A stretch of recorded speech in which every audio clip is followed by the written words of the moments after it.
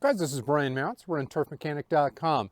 It is early March while I'm recording this. This is the perfect time to be putting down pre-emergent for most people all across the country. Pre-emergents typically go down onto lawns from the late part of February all the way into April. Some of the latest people to put down pre-emergents tend to be those putting down pre-emergents a little bit late towards the end of April. This time of year, however, is the perfect time to start planning for when you start putting your pre-emergent on your lawn, if you choose to do so. I don't want to tell you how to do it or what product to put down, however. What I want to talk to you about today is what pre-emergents don't do. They don't work like that. That's the whole concept of today's video. If you've never put down pre-emergents before, or if you're new to lawn care within the last couple of years, you might not fully understand the concept of perennials versus annuals. Lots of weeds are annuals, and when we put a pre-emergent down, they will stop the annuals. But perennials go dormant during the winter, and then they sprout back up from the root systems. Dandelion is one of the most well-known perennial plants of them all. If you're putting down a pre-emergent at the normal time, at the correct time of year, as your soil temperatures are approaching 55 degrees, dandelions are not going to be touched except for the brand new dandelions sprouting from seed. All of the existing dandelions, which are sprouting from an existing root system, are not going to be touched. So make sure to expect dandelions in your lawn for post-emergent control later in the season. Similarly, Poa Annual is another weed, or it's actually a grass. It's an annual grass. It's an annual bluegrass that sprouts in the fall.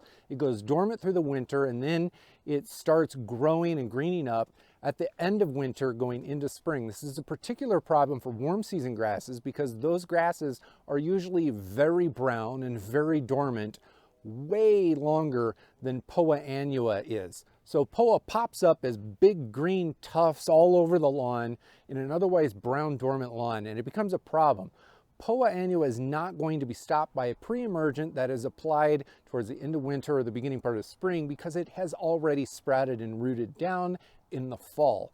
This is a pre-emergent problem that exists from the previous season. To stop Poa, you have to apply a pre-emergent in the fall, not in the spring. Now, if you do happen to have any existing weeds in your lawn, many of them might be winter weeds that have persisted for a while, even in semi-dormant state. Pre-emergents are not going to touch them. There are, however, a few post-emergent properties for some of the pre-emergents. Dithiopyr is one of them that comes to mind. Dithiopyr is only going to have a moderate amount of post-emergent control, but the vast majority of traditional pre-emergents that are applied to lawns, like pendimethalin, prodiamine, and others, will not have post-emergent control. Any existing weed or undesirable thing in your lawn is not going to be touched when you apply a pre-emergent to your grass. Now, assuming that you have applied pre-emergent to the lawn at the correct time and the correct product, you don't have Poa or winter weeds that have existed in your lawn already, if you apply the pre-emergent and it starts to go to work, and then later you come into the lawn and scarify or run a deep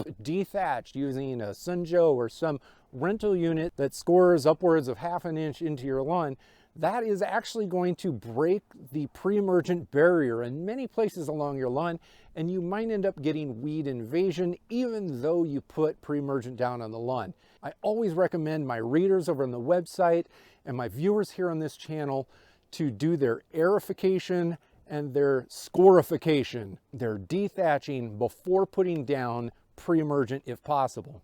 This next tip is going to be a very obvious thing to many of you, and it's something that is really easy to overlook to pretty much everybody when you're having those slow moments. If you put down a pre-emergent and then you go to put seed down later in the season, it's not going to germinate.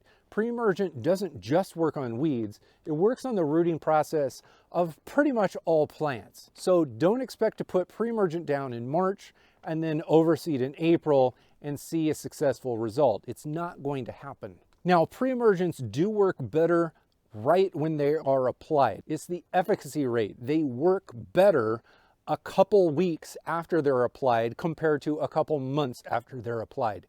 Now, over the course of time, they become less and less and less effective, and eventually they become ineffective altogether. That's the duration of their use. Many pre-emergents can be used for about 12 to 15 weeks. Other pre-emergent applications can last up to 6 to 7 months if applied heavy enough. But always remember that when you apply today, you're going to have better coverage, and the product is going to stop germination of weeds and undesirables much better in those first 30 days than they are in month 5 and month 6. And because of that, although you can put pre-emergent down early, you're losing the best efficacy rate to a time of year that weeds are not going to be germinating in the first place. Yes, you can apply pre-emergent early, but if you do, you're going to have more weed pressure throughout the entire course of the growing season than if you had waited until the correct soil temperature time of year. Another common misconception about applying pre-emergent is that because some pre-emergent bags tell you you can put down a heavy dose or a light dose, that the light dose is going to work pretty good for the whole time. And that's not the case. A light dose is going to give you, just like a heavy dose, best efficacy rates right at application, and it will dissipate over time. So a light dose is going to give you almost no coverage after a few months have gone by. Whereas had you put down a heavy dose or a full application, you would get good coverage for the full amount of time that you would expect the product to work. Now, the last thing to bring up here has to do with nutsedge. Nutsedge and the various forms of it are not really a weed, not really a grass. They are sedges. They don't grow from root systems or seeds, kind of like grasses and other weeds do.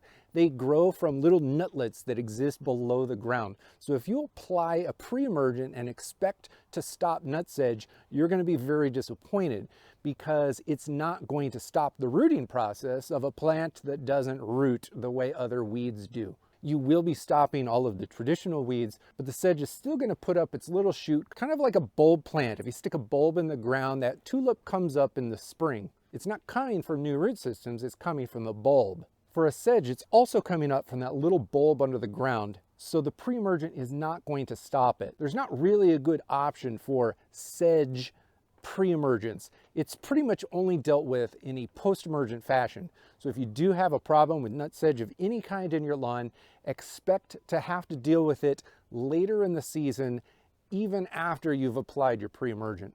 Now, there are a variety of pre-emergents that you can apply to the lawn. Down in the description, I have a link over to the Turf Mechanic website where I have outlined your main options. I suggest taking a look at that. And if you are new to lawn care, then I really suggest watching this video about early spring lawn care. It's geared for the person who is new to this and needs a refresh every now and then. Please watch that and drop any questions that you have in the comments below. Thank you very much for watching, and I hope you have a great lawn this year.